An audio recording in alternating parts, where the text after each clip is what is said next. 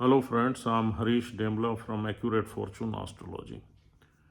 दोस्तों, कल हमने एक डिप्रेशन पे डिटेल्ड वीडियो बनाई थी। आज ये वीडियो जो है उसका सेकंड पार्ट है, भाग 2 है, और हम उसी सब्जेक्ट को ही कंटिन्यू कर रहे हैं और आपको बताने की कोशिश कर रहे हैं कि वो क्या फैक्टर्स हैं या वो क्या योग हैं या वो क्या परिस्थितियां हैं जो हमारे बर्थ चार्ट में हमें डिप्रेशन की तरफ ले जाती हैं।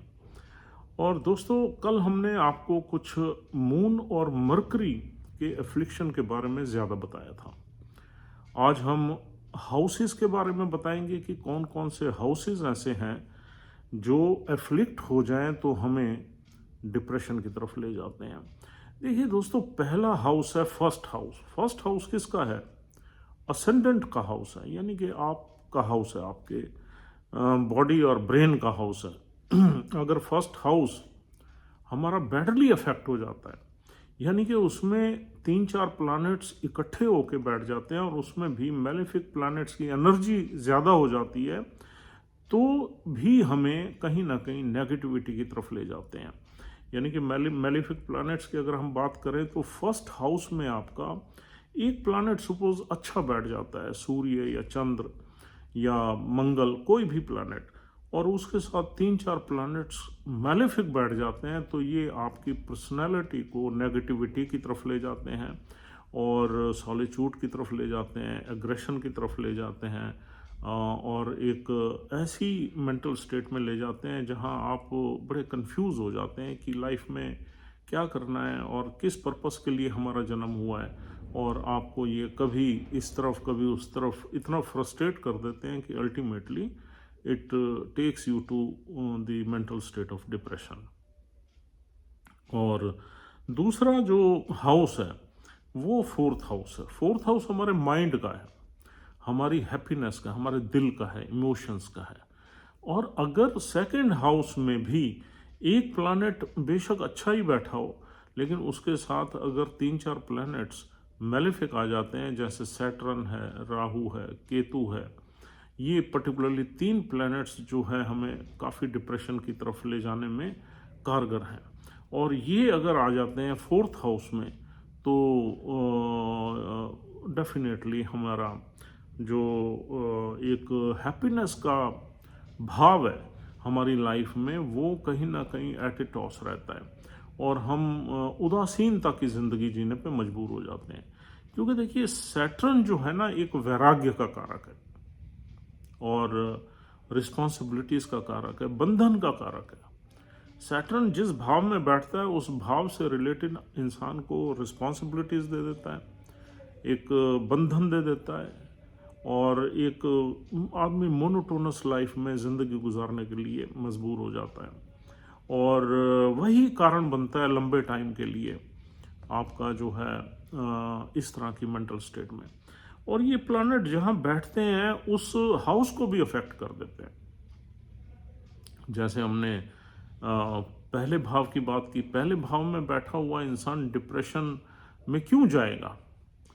उसके कारण कई हो सकते हैं और उसमें मेजर कारण मैरिड लाइफ हो सकती है, क्योंकि फर्स्ट हाउस में सारे प्लैनेट्स बैठे हुए शादी के घर को देखते हैं, या तो शादी के घर में को डिले कर देते हैं, इंसान की शादी होने नहीं देते, या फिर अगर शादी हो जाती है तो शादी में दुनिया भर की मेस क्रिएट कर देते हैं और इंसान को एक सेटबैक लगता है और इंसान जो है ना काफ़ी मायूस हो जाता है, उदासीन हो जाता है, सॉलिट्यूड में रहना पसंद करता है और वो किसी से बात ना करना पसंद करता है। जब आदमी हताश हो जाता है लड़ झगड़ के और काफ़ी हिम्मत मार के, उसके बाद उसका जो है अल्टीमेट फ्रस्ट्रेशन में वो चीज़ें डाइवर्ट हो जाती हैं। तो ऐसे ही फोर्थ हाउस जो हमारे दिल का है, उसमें हमारे डीप इनसाइड, यानी कि हमारा दिल जो है वो मायूस रहता है अगर ये इस तरह के प्लैनेट्स आ जाएं। हम बात कर रहे थे शनि के वैराग्य की बात। केतु अगर शनि के साथ बैठ जाए तो केतु मोक्ष का कारक है। ये हमें मटेरियलिस्टिक हैप्पीनेस से जुदा करता है, हमारी माँ से जुदा कर देगा, हमारी हैप्पीनेस से जुदा कर देगा, और हमें रिश्तों में इतनी धोखे दिलवाएगा कि हम मायूस होके मोक्ष की तरफ चले जाएंगे और चीज़ों को छोड़ देंगे हम। और ये ऐसा भी होता है कभी कभी हम अपनी मदर से या मदरलैंड से दूर चले जाते हैं जब यहाँ पर राहु और केतु चौथे हाउस में बैठते हैं। और जब हम अकेले हो जाते हैं तो 50% तो वैसे ही हम मायूस रहते हैं, क्योंकि हम अपने रिलेटिव्स और अपनों से, यानी कि मदर के हर घर से और मदर के घर में जो भी हमारे रिश्ते हैं, भाई बहन हैं या दूसरे रिश्ते हैं, तो वहाँ से हम दूर चले जाते हैं। तो ये भी एक कारण डिप्रेशन में हमें ले जा सकता है। तीसरा, हम देखते हैं पांचवें भाव को। पांचवा भाव हमारी बुद्धि का भाव है, और अगर हमारी बुद्धि के भाव में कुछ ऐसी एनर्जीज आ गई जिन्होंने हमारी बुद्धि को खराब ही कर दिया, यानी कि हमारे ब्रेन में इतना मैस क्रिएट कर दी कि हम कुछ सोच नहीं पा रहे, कुछ डिसीजन नहीं ले पा रहे, कुछ हमारा दिमाग ही काम नहीं कर रहा, और कहीं ना कहीं फिर अल्टीमेटली हम जो है नेगेटिविटी की तरफ जाते हैं और डिप्रेशन की तरफ जाते हैं। तो ये 3 हाउसेस जो है, इन पे नज़र डालना बहुत ज़रूरी है। अगर इन 3 हाउसेस में कोई भी हाउस आपका एफ्लिक्टेड है और आपका मून भी कहीं ख़राब है, तो आप डिप्रेशन में जाने के लिए बिल्कुल ये योग पक्का बन जाएगा। अब हम देखते हैं, अगर पहले घर का लॉर्ड 8वें में बैठ जाए, चौथे घर का लॉर्ड 8वें में बैठ जाए, या 5वें घर का लॉर्ड 8वें या 12वें में बैठ जाए, पहले का भी 12वें, 8वें और 12वें में लगाओ, और चौथे घर का भी और 5वें घर का भी, तो भी ये काफ़ी, यानी कि जो 8वां घर है वो भी हमारा ऑकल्ट का घर है, डीप हाउस है, हमारी डीप थिंकिंग रहती है, डीप एनालिसिस रहता है। 12वां घर हमारा दूर का घर है, स्काई का घर है, और वहाँ हम कहीं ना कहीं जो है उस घर में हम कहीं ना कहीं गुम हो जाते हैं, हम अपने आपे में नहीं रहते, और हम एक फैंटेसी में जीते हैं, एक इमेजिनेशन में जीते हैं, और जब प्रैक्टिकल लाइफ हमें दुख देती है तो हम नेगेटिव हो जाते हैं। तो इस तरीके से ये 2 हाउसेस भी हमें डिप्रेशन की तरफ ले जाते हैं। इसके साथ साथ हमारा अगर चंद्र, चाहे वो डेबिलिटेटेड ना हो, चाहे वो किसी भी मेलेफिक प्लैनेट के साथ ना हो, अगर हमारा चंद्र मूल नक्षत्र में बैठ जाए और 8वें या 12वें या 6ठे में बैठ जाए मूल नक्षत्र में, तो भी हमें डिप्रेशन की तरफ ले जाता है। और अगर हमारा चंद्र आर्द्रा नक्षत्र में बैठ जाए तो भी हमारी माइंड में काफ़ी तरह की ओसीडीज जैसी प्रॉब्लम्स क्रिएट कर देता है और हमें डिप्रेसिव मेंटल स्टेट में ले जा सकता है। बस अगर ये चंद्र हमारा मून इन दोनों नक्षत्रों में से किसी में बैठ जाए और इस पे किसी एक मैलिफिक प्लैनेट की नज़र भी आ जाए, तो फिर पक्के योग हो जाते हैं। तो आपने ये, मैंने आपको करीब करीब 10-12 कॉम्बिनेशंस बताए हैं। आपने इन कॉम्बिनेशंस को इकट्ठा करना है और आपने ये देखना है कि ये इंसान जो है वो कितनी इंटेंसिटी है उसकी इस तरफ जाने की। किसी भी चार्ट को देख के आपको इंटेंसिटी असेस करनी है उसकी। इंटेंसिटी का मतलब ये है कि उसके चार्ट में कितने ऐसे योग बने हुए हैं जो उसको इस तकलीफ में ले जाने के लिए तैयार है। क्या वो एक ही योग है तो कोई घबराने की बात नहीं है, 2 योग है तब भी चीज़ें विद इन कंट्रोल हैं, और अगर ये योग 3 हैं तो फिर थोड़ा सा चिंता का विषय हो जाता है, और अगर ये योग 3 से ज़्यादा हैं तो फिर आपको इस बीमारी से जूझना पड़ेगा, और हो सकता है आप जो है इस बीमारी से निकलने के लिए आपको कुछ ट्रीटमेंट्स भी करने पड़े। तो इस तरीके से इस इंटेंसिटी को आपने असेस ज़रूर करना है जब भी आप किसी भी चार्ट को देखें और उसमें देखें कि इस इंसान का जो मून है वो एफ्लिक्टेड है और दूसरे भी इस तरह के योग बने हुए हैं, तो आपने ये चीज़ें ज़रूर देखनी है। और दोस्तों, अगर चंद्र के साथ जितने भी ज़्यादा प्लैनेट्स बैठ जाएं, चाहे वो चंद्र के ही नक्षत्र में हो, तो उसमें भी आदमी काफ़ी तकलीफ़ रहती है और काफ़ी आदमी मेंटल इंस्टेबिलिटी और डिप्रेशन में से गुजरता है चंद्र के साथ जितने भी, क्योंकि चंद्र एक रिसेप्टिव प्लैनेट है और ये प्लैनेट्स की एनर्जी को रिसीव करता है, रिफ्लेक्ट नहीं कर, रिफ्लेक्ट आपके बिहेवियर में करेगा, वैसे ये रिसीव करता है। मतलब moon is influenced by the other planets, और this is the main reason कि जब ये 4-5 प्लैनेट्स की एनर्जी को एब्जॉर्ब करके अपनी लाइफ को लीडता है या आपकी वो मेंटल स्टेट को कंडीशन कर देता है, तो हमें इस तरह की प्रॉब्लम से जूझना पड़ता है। तो इसलिए मून की कंडीशन को देखना चार्ट में बहुत ज़रूरी है। मून के साथ साथ बुध का भी हमने आपको बताया, बुध हमारा ब्रेन है। अगर मून भी हमारा एफ्लिक्टेड है और बुध भी वीक है, कहीं 8वें में है, 12वें में है, या डेबिलिटेटेड है, या उसके साथ केतु बैठा हुआ है, नज़दीक कंजंक्शन है, तो भी हमें डिप्रेशन की मेंटल स्टेट से निकलना पड़ेगा। तो दोस्तों, ये कुछ योग हमने आपको बताए हैं जो काफ़ी आसान हैं। इनको देखना बहुत ज़्यादा मुश्किल नहीं है, इनको एनालाइज करना मुश्किल नहीं है। इनसे आपको एक ये पता लग जाएगा कि इस आदमी का माइंड जो है वो हैप्पी माइंड है या सैड माइंड है, या इस इंसान का जो थॉट प्रोसेस है वो नेगेटिव है या पॉजिटिव है, और उसी तरीके से आप उसकी लाइफ को असेस कर सकते हैं। डिप्रेशन इंसान को ज़्यादातर टीन एज के बाद, अगर डिप्रेशन की स्टेट आपकी 5th हाउस में है या 4th हाउस में है, तो आदमी को टीन एज में, यानी कि ये कॉम्बिनेशंस अगर 4th हाउस में बना हुआ है, जो भी हमने आपको योग बताए ये 4थे घर में बने हुए हैं, तो ऐसा इंसान अपनी टीन एज में ही इन प्रॉब्लम्स को फेस करता है। और अगर ये योग 5वें घर में बना हुआ है, तो आदमी अपनी कॉलेज लाइफ में इस मेंटल स्टेट को फेस करता है। और अगर ये योग 7वें घर में या पहले घर में बना हुआ है, तो इंसान अपनी मैरिज लाइफ के बाद इस प्रॉब्लम को फेस करता है। और अगर ये योग हमारा 9th हाउस में बना हुआ है, 10th में बना हुआ है, तो फिर आदमी अपनी प्रोफेशनल लाइफ, यानी कि जो उसकी मिडिल एज होती है, उसमें जाके इन प्रॉब्लम्स को फेस करता है। ये भी देखना बहुत ज़रूरी है। और अगर ये योग हमारा दूसरे या तीसरे घर में बना हुआ है, तो किसी भी बच्चे की, जिसका भी आप चार्ट देख रहे हो, उसकी अर्ली लाइफ में प्रॉब्लम्स रहती हैं कुछ इस तरह की, चाहे वो कम्युनिकेशन से रिलेटेड हो, या थोड़ी सी उसका स्लो ब्रेन हो, या उसका माइंड जो है वो कैरिड अवे रहता हो, या एक तरफ रहता हो, या वो चुपचाप रहता हो, बात करने में उसकी, कम्युनिकेशन में उसकी देरी हो जाए।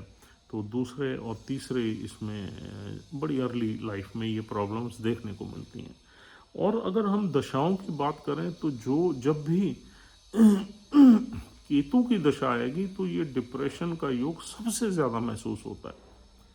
केतु की अगर महादशा आपकी अर्ली लाइफ में आ जाती है, और आपका मून और बुध वीक हैं, या फिर ये हाउसेस आपके जो हमने डिस्कस किए हैं वो वीक हैं, वहाँ एफ्लिक्शन है, और केतु की महादशा भी आपकी लाइफ में आ गई है, तो आप ये मान लीजिए कि वो दशा काफ़ी टफ रहेगी आपकी लाइफ के लिए। हर तरीके से वो डिप्रेशन भी देगी, और आपके कामकाज बनने नहीं देगी। पढ़ाई में हो तो पढ़ाई करने नहीं देगी, और अगर आप रोमांटिक लाइफ में हो, लव लाइफ में हो, वो तोड़ देगी। रिलेशनशिप्स में ब्रेकअप्स रहेंगे। मैरिड लाइफ जा रही है, तो मैरिज में भी विघ्न आने की, या मैरिज में भी प्रॉब्लम्स आने की स्थिति बनेगी, अगर आपका मून खराब है तो, और डिप्रेशन के चांसेस हैं तो। और दूसरा जो प्लैनेट इसमें ज़्यादा रिस्पॉन्सिबल है, वो है शनि। राहु प्लैनेट बहुत ज़्यादा इसमें आपकी उसका नंबर 3rd प्लेस पे हम लेंगे, क्योंकि शनि भी बहुत ही मैसिव प्लैनेट है, जो चंद्र को पूरी तरह डैमेज कर देता है। और ये चंद्र को नहीं, शनि अगर किसी के साथ बैठ जाए तो उसको हरास करता है। जो भी इसके एनिमी प्लैनेट्स हैं, चाहे वो सूर्य हो, मंगल हो, चंद्र हो, ये 3 इसके बिटर एनिमी हैं। अगर इनके साथ ये बैठ जाता है, तो हमारी लाइफ में कई तरह की प्रॉब्लम्स भर देता है। ये देखना ज़रूरी है कि इनकी डिग्री कितनी है, यानी कि ये शनि कितनी नज़दीक बैठा हुआ है इन प्लैनेट्स के। तो दोस्तों, अगर शनि की भी दशा आ जाए, महादशा आ जाए, तो हमें बड़ी हार्डशिप फेस करनी पड़ती हैं। रियलिटी चेक्स हमें फेस करने पड़ते हैं, क्योंकि शनि हमें फैंटेसी से, इमेजिनेशन से निकाल के हमें ज़मीन पे ले आता है, और हमें ग्राउंड लेवल पे बताता है कि ये है ज़िंदगी असली, इसी में से आपको निकलना है, और मेहनत करनी है, भाग दौड़ करनी है, रिश्तों में खटास पैदा होगी, और कई तरह की रिस्पॉन्सिबिलिटी से आपको जूझना पड़ेगा। तो शनि की महादशा भी आपके लिए अर्ली लाइफ में अगर आ जाए, तो वो हार्डशिप देती है। हाँ, शनि अगर बहुत अच्छा बैठा हो, तो आपको धीरे धीरे सेटल ज़रूर कर देता है, धीरे धीरे करता है, लेकिन यानी कि बहुत ही ग्रेजुअल, उसकी स्पीड फास्ट नहीं होती। और तीसरा प्लैनेट है राहु। राहु भी बहुत ही वायलेंट प्लैनेट है, और राहु की दशा में भी डिप्रेशन के योग देखने को मिलते हैं यदि आपके चंद्र और मरकरी, यानी कि चंद्र और बुध, ये दोनों प्लैनेट्स आपके अफ्लिक्टेड हैं, तो राहु की दशा भी आपको इस तरह के रिजल्ट्स दे सकती है। तो दोस्तों, ये मैलिफिक एनर्जीज हैं जो आपको ख़राब रिजल्ट्स देती हैं। यदि आपका मून खराब हो जाए, चौथा घर खराब हो जाए, पहला खराब हो जाए, बुध खराब हो जाए, या पांचवा घर खराब हो जाए। और डिप्रेशन में ले जाने के लिए जो रिस्पॉन्सिबल हाउसेज हैं, मैलेफिक हाउसेज हैं, वो हैं हमारा 8वां और 12वां। 8वें और 12वें घर में जब हमारे लगन का स्वामी आ जाए, चौथे घर का स्वामी आ जाए, 5वें का आ जाए, या फिर हमारा मून आ जाए या मरकरी आ जाए, तो भी हमें डिप्रेशन के योग बनते हैं। लेकिन कुछ प्लैनेट्स जैसे मून और मरकरी अगर अच्छे डिग्निटी में बैठे हों, अच्छे नक्षत्रों में बैठे हों, मित्र राशि में बैठे हों, तो फिर ये हमें इंटेलिजेंट बना देते हैं, डीप बना देते हैं, जीनियस बना देते हैं। ये एक कंट्राडिक्शन इसमें है। अगर वो अपने मित्र नक्षत्र में, जैसे सुबह चंद्र गुरु की राशि में बैठ जाए, मूल में नहीं होना चाहिए, मूला में नहीं होना चाहिए मूल, और जैसे जो बुध है वो अपनी ही एग्जॉल्टेड साइन में आ जाए 8वें या 12वें घर में, यानी 6 नंबर राशि में आ जाए, तो कोई डरने की बात नहीं है। और ऐसे ही चंद्र मंगल की राशि में आ जाए तो तेज़ हो जाएगा। मंगल की पर्टिकुलरली 1 नंबर राशि में, 8 नंबर राशि में तो नीच का ही हो जाएगा। और दूसरा सूर्य की राशि में आ जाए, या चंद्र अपनी राशि में आ जाए, एग्जॉल्टेड साइन में आ जाए, तो डिग्निटी अच्छी। अगर चंद्र शनि की राशि में आ जाए, बुध की राशि में आ जाए, तो यहाँ पर चंद्र या मंगल की 8 नंबर राशि में आ जाए, जो कि वैसे ही राशि काफ़ी ऑब्स्टेकल से भरी हुई है, तो हमें इस तरह के प्रॉब्लम्स देखने को मिलती हैं। तो बुध का यहाँ पर अपने मित्र राशि में बैठना अच्छा माना जाता है, लेकिन उसके साथ दूसरे प्लैनेट्स नहीं होने चाहिए 8वें या 12वें घर में जो उसको अफ्लिक्ट कर दें। बुध नीच का भी नहीं होना चाहिए। तो कहाँ कहाँ बचाव है, कहाँ कहाँ फंसना है, ये आपको चार्ट को देख के ही पता लगेगा। और ये सारे के सारे योग आपने बर्थ चार्ट में देखने हैं, लगन चार्ट में देखने हैं। अगर ये योग आपके नवमास चार्ट में बनते हैं, तो फिर आप ये समझ लीजिए कि आपको 28-29 साल के बाद इस तरह की प्रॉब्लम्स फेस करनी पड़ सकती हैं, और पर्टिकुलरली मैरिज के बाद। या फिर अगर आप मैरिज नहीं भी करते, आप किसी के साथ रिलेशनशिप में हो, तो उसके बाद आपको इस तरह की एक्सपीरियंसेस फेस करने पड़ेंगे। अगर ये योग आपके नवमास में बन रहे हैं, तो आप लेट लाइफ में, यानी कि यूथ के बाद, यानी 28-29 साल के बाद आपको ये प्रॉब्लम्स आएंगी, और वो भी जब भी मेलेफिक प्लैनेट्स की दशाएं आएंगी। तो दोस्तों, मुझे लगता है कि हमने काफ़ी कुछ कवर कर लिया है इसमें, और इसमें बताने के लिए कोई ख़ास चीज़ें नहीं है जो दिमाग में आ रही हूँ। आई थिंक एक ब्रॉडली आपको ये पता लग गया है कि किस तरीके से इन चीज़ों को हमने असेस करना है किसी के चार्ट में। So friends, this is all for the day. उम्मीद करता हूँ ये वीडियो आपको पसंद आई है। If you have like this video, please try to subscribe our channel. हमारा काफ़ी व्यूअर्स, कई बार मैंने पहले भी बोला है, 65-66% हमारे जो व्यूअर्स हैं वो हमारे सब्सक्राइबर नहीं है, and that is not desirable. If you are viewing our videos regularly, और आप कभी भी देखते हैं, तो भी आप हमारे सब्सक्राइबर अगर बन जाए तो हमें खुशी होगी, एंड हम मोटिवेशन रहेगी, और हम और भी इस तरह के नॉलेजेबल वीडियोस आपके लिए अपलोड करते रहेंगे। तो प्लीज़, अगर आपने अभी तक हमारा चैनल सब्सक्राइब नहीं किया तो ये ज़रूर करिए। Thank you very much once again. Take care of yourself and your family. We'll see you soon. Goodbye. Have a nice time.